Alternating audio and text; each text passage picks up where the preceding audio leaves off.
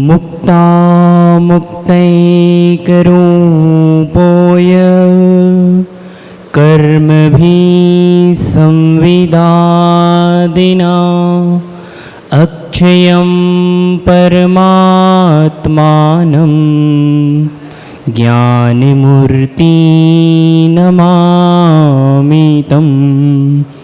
मैत्री भाव जगत में मेरा सब जीवों से नित्य रहे।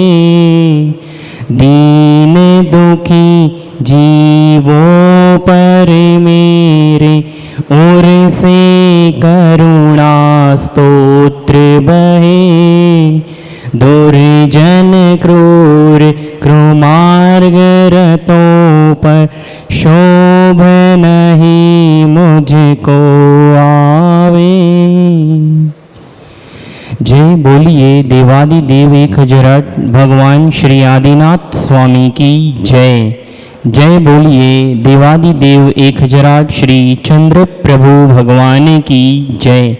आचार्य परमेष्टि भगवान श्री विशुद्ध सागर जी महामुनिराज की जय। परम पूजनीय श्रमण रत्न श्री सुप्रभ सागर जी महाराज की जय। परम पूजनीय श्रमण रत्न श्री प्रणत सागर जी महाराज की जय। जी हाँ, हमारी जीवन को हम सम्यक बनाने के लिए आज चलते हैं पूज्य महाराज श्री के श्री चरणों में और इस क्षमावाणी महापर्व के दिन जो हमारे मन में विकल्प उठे हैं उन विकल्पों को हम शांत करते हैं, क्योंकि यदि एक भी विकल्प हमारे मन में रह गया तो वह हमें दुर्गति की ओर ले जा सकता है। तो हमारे विकल्पों को सम्यक बनाएं और हम चलते हैं, शुरुआत करते आज के इस सम्यक समाधान को।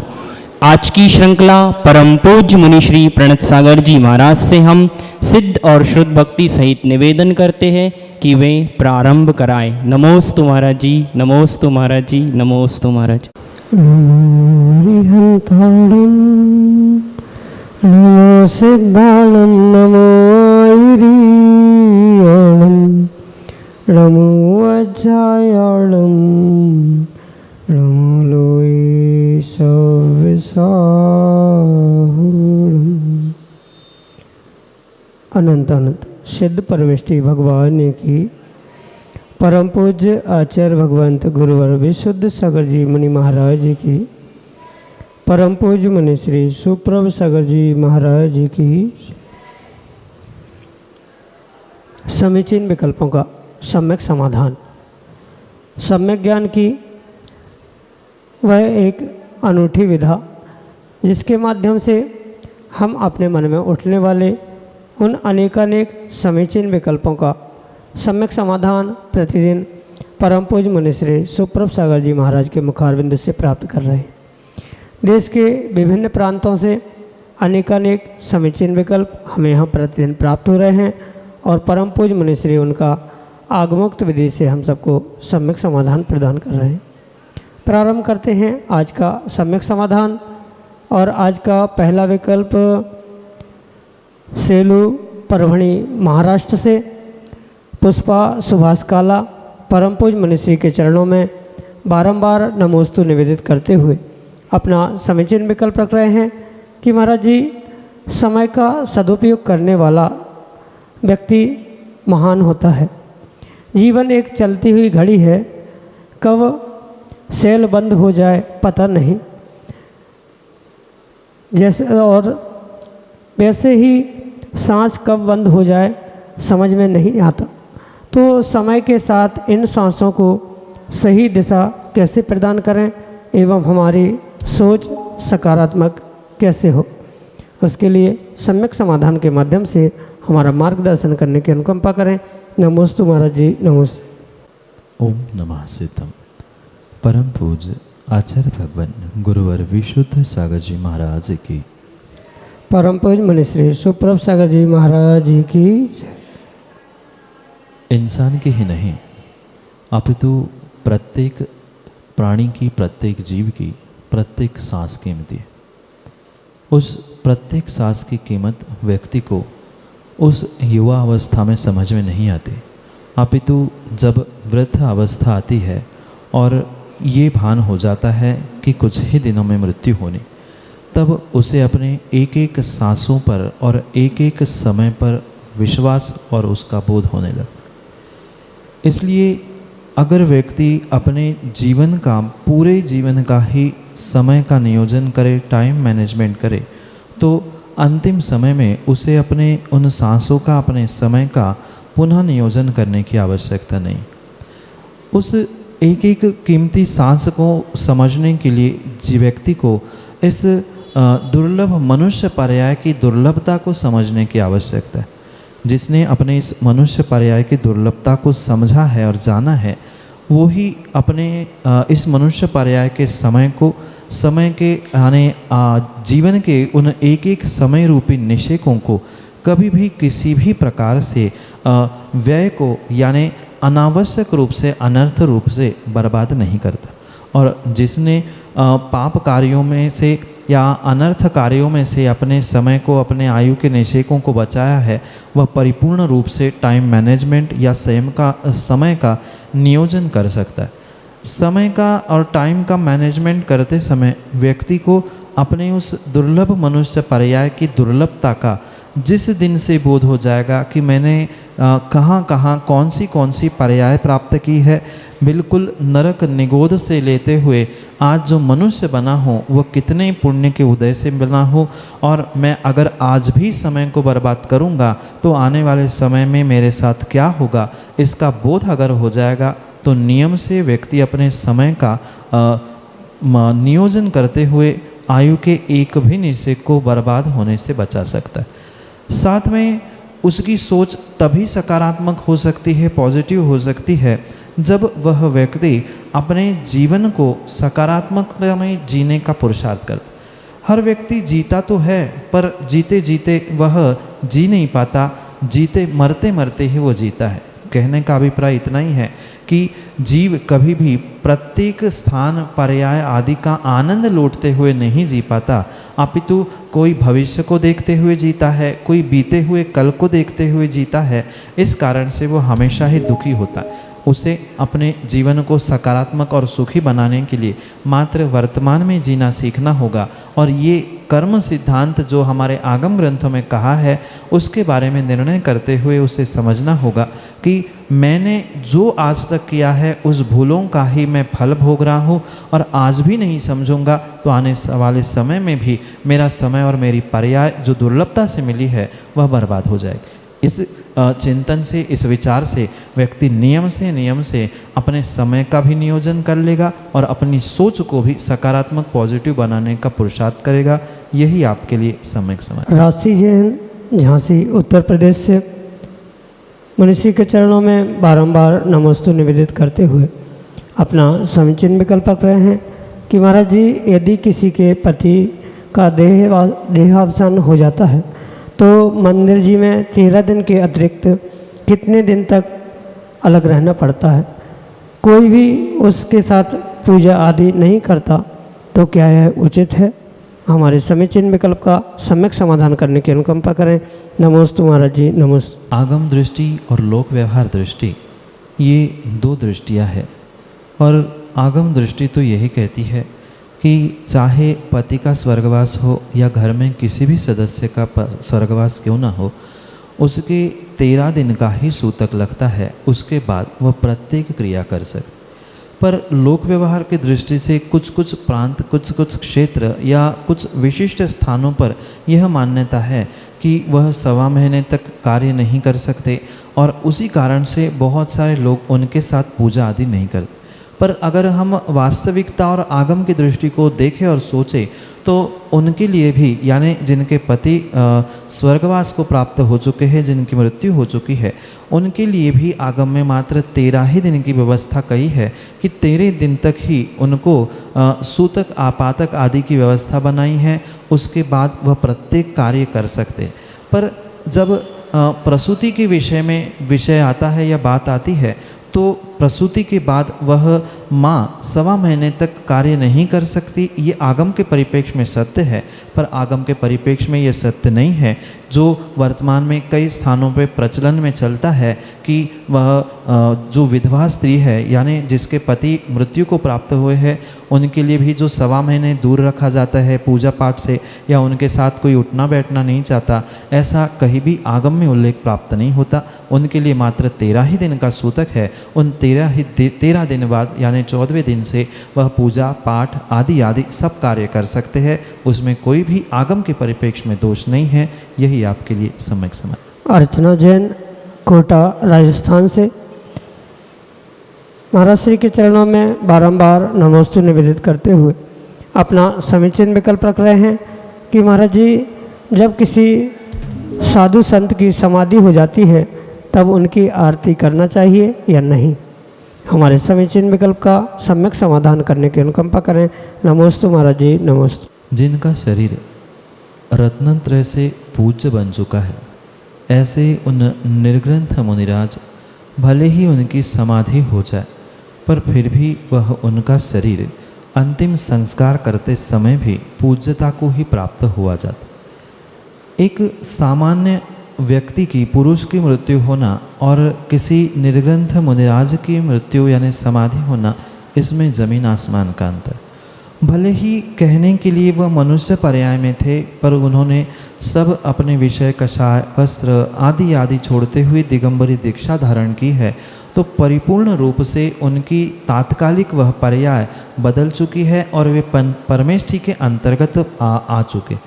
और उन पंच परमेष्ठी में साधु परमेष्ठी का पद जिन्होंने प्राप्त कर लिया है, उनके निमित्त से वह प्रत्येक वस्तु भी पूज्य हो जाती है। जैसे इंसान जैसा ही वह साधु होने पर भी वह उसके शरीर को जीवंत समय में भी जब पूजा जा सकता है, तो मृत्यु के बाद भी, समाधि के बाद भी उनको उनके शरीर को पूजने में कहीं से कहीं तक दोष नहीं है। क्योंकि आचार्य भगवंत कहते हैं जो शरीर स्वयं से ही अपूज्य है, स्वयं से ही मल से बना हुआ है, पर रत्नत्रय पवित्र थे यानी रत्नत्रय की प्राप्ति से वह शरीर भी पूज्य होता है। जैसे एक सामान्य दृष्टांत भी हम समझें कि वह पत्थर की वेदी जिस पर भगवान विराजमान हो जाते हैं वह वेदी पूज्य हो जाती है। वह जिन मंदिर कहलाता है, जिस वास्तु में भगवान विराजमान हो जाते हैं, वह जिन चैत्यालय बन जाता है और चैत्यालय भी 9 देवताओं के अंतर्गत पूज्य माना जाता है। ऐसे ही जब वेदी पर रखे गए भगवान से वेदी पूज्य हो जाती है, मानस्तंभ पूज्य हो जाता है, मंदिर पूज्य हो जाता है, ऐसे ही उस रत्नत्रय की आराधना करने वाले उस निर्ग्रंथ मुनिराज के निमित्त से वह शरीर भी स्वयं ही पूज्य हो जाता है। क्योंकि सम्यक दर्शन, सम्यक ज्ञान और सम्यक चारित्र ही हमारे लिए पूज्य है और उनको धारण करने वाला वह जीव भले ही वर्तमान में हो या नहीं हो, उसके संगति से ही वह शरीर पूज्यता को प्राप्त हो जाता है।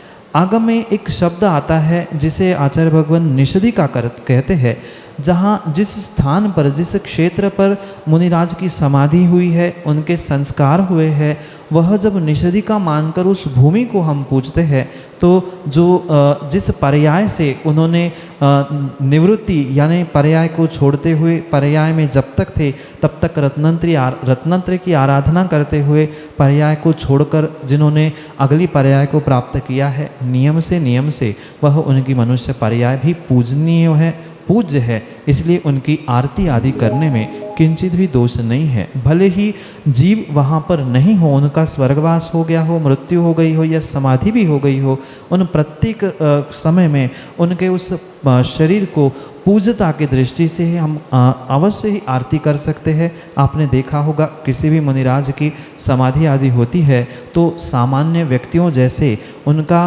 किंचित भी उनकी शव यात्रा नहीं निकलती, अपितु उनका डोला निकलता है, विमान में उन्हें ले जाया जाता। साथ में वहाँ जो संस्कार भी होते हैं उन्हें लिटाकर चिता पे संस्कार नहीं होते, तो उनकी व्यवस्था भी अलग से की गई है। इसलिए ये भले ही इंसान है, मृत्यु भी हो गई है, पर उन्होंने रत्नत्रय की आराधना इसी शरीर से की है, इसलिए वह शरीर भी पूज्य माना जाता है। इसलिए उनकी आरती करने में आगम के परिप्रेक्ष्य में दोष नहीं है। यही आपके लिए सम्यक समाधान। श्रीमती मंजू जैन, अरिहंत विहार, सागर, मध्य प्रदेश से अगले समीचीन विकल्प के लिए हमारे सामने। नो महाराज जी को त्रिबार नमोस्तु नमोस्तु नमोस्तु। महाराज जी, मेरा एक प्रश्न है, समाज और धर्म की सेवा करने वालों के क्या कर्तव्य होना चाहिए? महाराज जी, मेरे समीचीन प्रश्न का सम्यक समाधान कर मेरा मार्ग प्रशस्त कर। समाज सेवा और धर्म सेवा ये बहुत बड़ी सेवा कही गई। घर परिवार की सेवा तो हर व्यक्ति करता है, पर घर परिवार की सेवा से भी बढ़कर कोई सेवा है तो वह समाज की और धर्म की सेवा कही गई। और उस धर्म की और समाज की सेवा करते समय प्रत्येक व्यक्ति को उस धर्म के प्रति और समाज के प्रति यही भावना रखनी चाहिए कि बिल्कुल मैं अपने घर वालों की ही सेवा कर रहा हूँ या घर की ही सेवा कर रहा हूँ। जैसे एक व्यक्ति अपने घर की या घर की व्यवस्था बनाते समय घर वालों की सेवा आदि करता है, उसमें किंचित भी ये परिणति ये परिणाम नहीं होते कि ये भिन्न है या इसके साथ कम करो, इसके साथ ज़्यादा करो। जैसे घर के सभी सदस्यों का ध्यान रखते हुए वह घर का बुजुर्ग व्यक्ति घर की सेवा करता है, घर वालों की सेवा करता है, बिल्कुल यही कर्तव्य उस घर वालों की सेवा करने में जो वह ध्यान रखता है, वही ध्यान बिल्कुल उस व्यक्ति को समाज सेवा करते हुए और धर्म के निमित्त से धर्म और धर्मात्मा की सेवा करते समय निर्णय करने की आवश्यकता है। ज़रूरी नहीं है कि वर्तमान में जो देखा जाता है कि जो बहुत बड़े बड़े समाज सेवी है वे एकमात्र विशिष्ट एक समाज के लिए या विशिष्ट एक ग्रुप के लिए जो सेवा देते हैं वह वास्तव में समाज सेवा नहीं है। समाज सेवा तो वही है जो समाज के सभी घटकों को, सभी जीवों को समान देखते हुए परिपूर्ण रूप से उनमें भेदभाव ना करते हुए उनकी जो सेवा या उनके लिए जो व्यवस्था बनाई जा रही है वास्तव में वही समाज सेवा है। साथ में ये भी बात ध्यान रखें, चाहे धर्म सेवा हो चाहे समाज सेवा हो, उस प्रत्येक धर्म सेवा और समाज सेवा के साथ हमें ये बात भी ध्यान में रखनी चाहिए कि धर्म के निमित्त से और समाज के निमित्त से जितने भी घटक यानी जितने सदस्य हैं उन सबको समान देखते हुए, समानता का व्यवहार करते हुए सबकी समानता से व्यवस्था बने। किसी की एक की व्यवस्था के पीछे दूसरे को दुख ना हो, किसी दूसरे की व्यवस्था बनाते या बिगाड़ते समय भी किसी अन्य को परेशानी नहीं हो, इस सब का सारा विवेक और विचार करते हुए ही समाज सेवा और धर्म सेवा में प्रवृत्त होने की आवश्यकता है।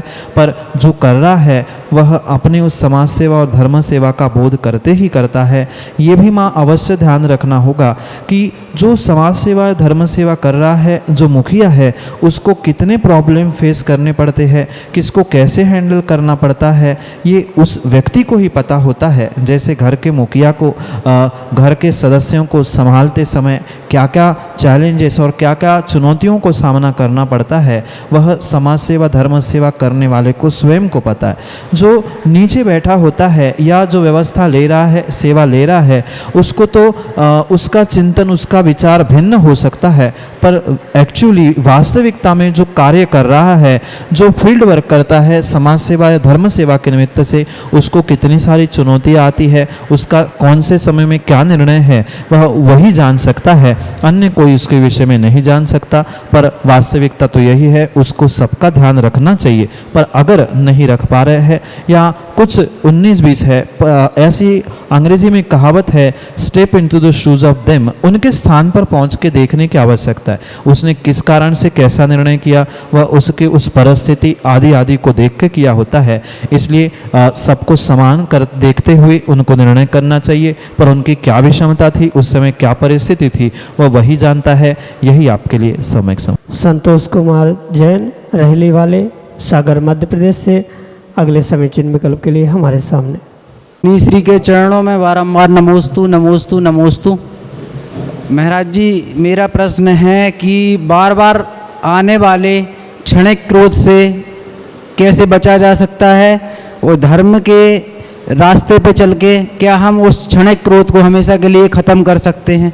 महाराज जी, कृपया मुझे इसका उत्तर देते हुए मेरा मार्ग प्रशस्त कीजिए। नमोस्तु महाराज। जब आप जानते हैं ही कि क्रोध करना कसाय है और पाप है, तो जो मात्र हमने ऊपर सुना है, ऊपरी बातें जानते हैं कि क्रोध करना, गुस्सा करना ये हमारे लिए धोखादायक हो सकता है, हमारे लिए उसके कारण से जो भी हम गुस्से में आके या क्रोध में आके जो भी कार्य कर रहे हैं वह हमारे लिए नुकसानदायक है, ये बात आप सामान्य से तो जानते ही है।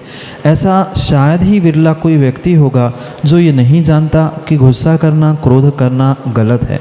जानते हुए भी व्यक्ति गलती करे तो उसके जैसा कोई मूर्ख नहीं कहा जा सकता कि जो अपनी गलती को सुधारना नहीं चाहता।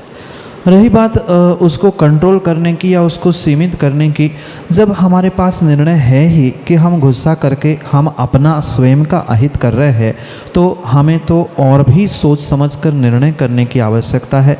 मैं तो यह कहूँगा, जब जब आपको या किसी भी व्यक्ति को क्रोध आ जाए, गुस्सा आ जाए, तो एक वाक्य हमेशा याद रखना, आश्रव जारी है। अगर इस वाक्य को आप ध्यान रखो कि आपने माना कि गुस्सा की, क्रोध किया, भले ही किसी के ऊपर किया हो, क्षण भर के लिए किया हो, पर आप ये निर्णय करें कि उतने एक क्षण में मैंने कितने सारे पापों को आमंत्रित कर दिया, कितने सारे कर्म पाप रूप मेरे लिए प्राप्त हुए, और साथ साथ जो सहजता से होने वाला काम था वह मैंने क्रोध या गुस्सा करने से हमारे संबंध टूटे, हमारा कर्म का, पाप का आश्रव भी हो गया। इसलिए अगर ये वाक्य अगर हमेशा से भाई याद रहे कि आश्रव जारी है, आप चाहे शुभ रूप परिणाम करो, चाहे अशुभ रूप परिणाम करो, आप कषाय में जियो या कषाय से रहित होकर जियो, परिपूर्ण रूप से आपको आश्रव हो रहा है, ये निर्णय करने की आवश्यकता है। और जिस दिन आपको ये बोध हो जाएगा कि मैं इन कषायों के निमित्त से और विशेष करके गुस्सा, क्रोध आदि के निमित्त से स्वयं का हित कर रहा हूँ, मैं आज भले ही मेरा काम बनते दिख रहा है, पर कल भविष्य के लिए उसका जब फल मुझे मिलेगा तो मुझे दुख मिलेगा, दुख के अलावा कुछ भी नहीं मिलेगा। ये निर्णय जब जब गुस्सा आए, क्रोध आए, तब तब करने की आवश्यकता है।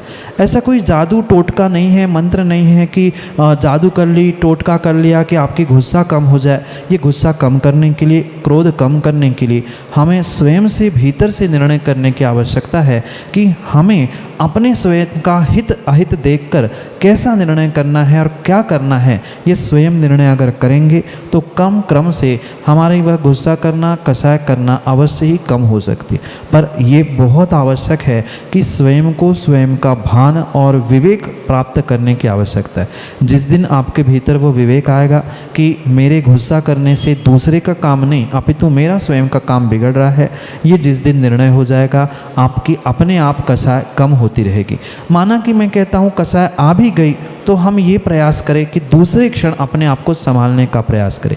हो सकता है तीव्र कर्म के उदय में कभी कषाय आ भी जाए, गुस्सा भी आ जाए, पर दूसरे क्षण भी अगर हमें ये बोध हो गया कि हमें संभलना है, हमें उस पापों से बचना है, हम अपने अहित से बचना चाहते हैं, तो दूसरे मिनट में भी अगर आपकी कषाय शांत हो गई, गुस्सा शांत हो गई, तो बहुत बड़ा अहित बचेगा, कम हो जाएगा। क्योंकि वर्तमान में संसारी जीवों को अपनी कषाय को कम ही करने का पुरुषार्थ करना है, नष्ट तो होगी नहीं। जो हम 10 मिनट, 15 मिनट, आधा घंटा सोच रहे थे, उसे हम 5 मिनट, 2 मिनट, 1 मिनट, आधा मिनट ऐसे करते करते कम भी करते आए तो भी हमने बहुत कुछ हासिल किया। आप उसी लिए प्रयास करते रहे, यही धर्म के मार्ग पर बढ़ने के लिए आपके लिए सम्यक समाधान। श्रीमती रश्मि जैन, अरिहंत बिहार कॉलोनी, सागर, मध्य प्रदेश से अगले समीचीन विकल्प के साथ हमारे सामने। दोनों महाराज श्री के चरणों में मेरा और अरिहंत बिहार परिवार का बारंबार नमोस्तु नमोस्तु नमोस्तु महाराज।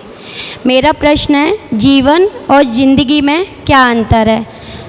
मेरे प्रश्न का सम्यक समाधान कर मेरा मार्ग प्रशस्त करें। नमोस्तु महाराज जी। माँ, जिंदगी वही है जो जीवन है और जीवन वही है जो जिंदगी।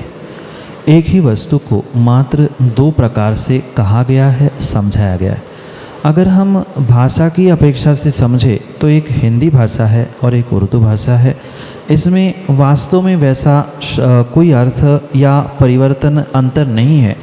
एक देखने का नज़रिया कह दो और देखने की दृष्टि कह दो, जबकि दृष्टि और नज़रिया एक ही है, पर शब्दों का जैसे हेरफेर है, ऐसे ही जीवन और ज़िंदगी वस्तु तो एक है, पर भाषा की अपेक्षा से उन्हें 2 प्रकार से कहा है। इतना ही उसमें अंतर है। विशेष कोई वस्तुतः या द्रव्य की अपेक्षा से उसमें कोई अंतर नहीं है। एक हिंदी भाषा का शब्द है और एक उर्दू भाषा का शब्द है, भाषा में ही अंतर है, वस्तु वही है। जो मनुष्य का, किसी जीव का जीवन चल रहा है उसे ही उर्दू में ज़िंदगी कही गई है, और उस ज़िंदगी को ही हिंदी में अगर समझे तो उसे जीवन कहा है। यही दोनों में अंतर है, यही आपके लिए सम्यक समाधान। अगले समीचीन विकल्प के साथ हमारे सामने हैं श्रेयांश जैन। बोलो आदिनाथ भगवान की जय। पटनागंज के सहत पड़ी पार्थनाथ भगवान की जय। दोनों मुनिवरों की जय। मुनिवर, मेरा एक बहुत विकल्प है।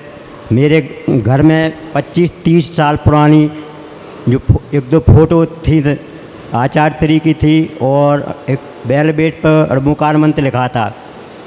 तो उन फोटो में अंदर बहुत जीर्ण शीर्ण हो चुकी थी, अंदर से घुन कागज़ पूरा ख़राब हो गया था। तो विकल्प आ रहा था कि इसके लिए कहाँ कैसे जो है उसको सही उस पर ठिकाने लगाएं। तो इसके लिए मैंने एक लोगों से पूछा, पर पर्याप्त जो है वो नहीं मिला। तो मैंने वो फ़ोटो निकाल के पहले तो सोची कि इसको मतलब यदि कहीं डालेंगे तो दोष लगेगा। तो हमने पर उनको एक पात्र में कागज़ को जो जीर्ण शीर्ण हो गए थे, कागज़ में उसको जला के रमोकार मंत्र पढ़ते गए, और उसको जला के फिर वो जले हुए कागज़ और राख नदी में प्रवाहित कर दिए थे। इसमें यदि कुछ दोष लगा है तो महाराज जी उसके पश्चाताप के लिए समाधान देने की कृपा करें। जीर्ण शीर्ण फोटो आदि के निमित्त से उनकी व्यवस्था बनानी पड़ेगी, ये बिल्कुल सही है। पर जो आपने उन फोटों को जलाया है, यह कार्य आपने उचित नहीं किया। और मात्र जलाना ही नहीं, जलाने के बाद जो उसकी राख थी या वह जो कुछ भी था, वह जो आपने पानी में बहाया, आप स्वयं सोचना। पहले तो गुरु भगवान आदि आदि की फ़ोटो थी, उसको हमने बुद्धिपूर्वक जलाया, वो दोष हुआ। फिर उस राख को पानी में बहा दिया, पानी में कितने सारे जीव थे, उस राख में जो क्षारपन था, खारापन था, उसके निमित्त से वहाँ के जीवों की भी विराधना हो गई, और साक्षात फोटो में जो कुछ भी था उसकी भी हमारे निमित्त से आसाधना हुई। परिपूर्ण रूप से ये आगम के परिप्रेक्ष्य में बहुत सारे जीवों को इस विषय को समझने की आवश्यकता है कि अखबार में भी क्यों ना अक्षर लिखे हो, या अखबार में भी अगर किसी की फ़ोटो आई है, भले ही वो पूजनीय नहीं है, फ़ोटो पंचम काल में पूजनीय नहीं कही हुंडावसर्पणी काल में, पर फिर भी पूजनीय भले ही नहीं हो, पर विनय करने योग्य है, सम्मान करने योग्य है। उसका अविनय करना, उसका असम्मान करना, ये किंचित भी उचित नहीं है। अगर उसका हम अविनय कर रहे हैं तो हमें परिपूर्ण रूप से दोष लगेगा। ये ज़रूरी था कि उसकी व्यवस्था बनाते, पर आप उन फोटों को वैसे ही रख देते तो स्वयं में उसमें जो परिणमन हो रहा था वह बहुत सारी जीर्ण शीर्ण हो गई थी। तो 2-4 साल में तो वो वैसे ही पूर्ण जीर्ण शीर्ण हो जाती, आपको उसको मिटाने का दोष नहीं लगता। पर आपने मिटाया है तो नियम से दोष लगा, पुनः पानी में राख को बहाया है तो भी उसका दोष लगा है। पर इस दोष से बचने के लिए जो प्रायश्चित आदि है, ये परिपूर्ण रूप से किसी सामूहिक स्थान पे नहीं लिया जाता। अपने दोषों के लिए एकांत स्थान में पहुंच के किसी गुरु महाराज से, आचार्य भगवान से उस प्रायश्चित को आप प्राप्त करें, क्योंकि सामूहिक स्थान पर उसको प्रायश्चित रूप से न दिया जाता है न लिया जाता है। यही आपके लिए सम्यक जी हाँ, हम सभी हमारी जीवन को बना रहे थे सम्यक। यदि आपके पास कोई विकल्प है तो वह विकल्प आप हम तक पहुंचा सकते हैं। पहुंचाने के लिए आपको आपके चलायन यंत्र यानी मोबाइल फ़ोन के द्वारा यहाँ पर संदेश अथवा मैसेज के द्वारा आप भेज सकते हैं, या फिर वॉइस में रिकॉर्ड करके अपनी आवाज़ के द्वारा ऑडियो मैसेज भी भेज सकते हैं। भेजने के लिए मैं आपको एक नंबर बता रहा हूँ, वह नंबर पे आप अपना विकल्प भेज के सम्यक बना लीजिए। नंबर है 8707548811। जी हाँ, आपका विकल्प बन जाए सम्यक, यही अभिलाषा के साथ। जय जिनेन्द्र।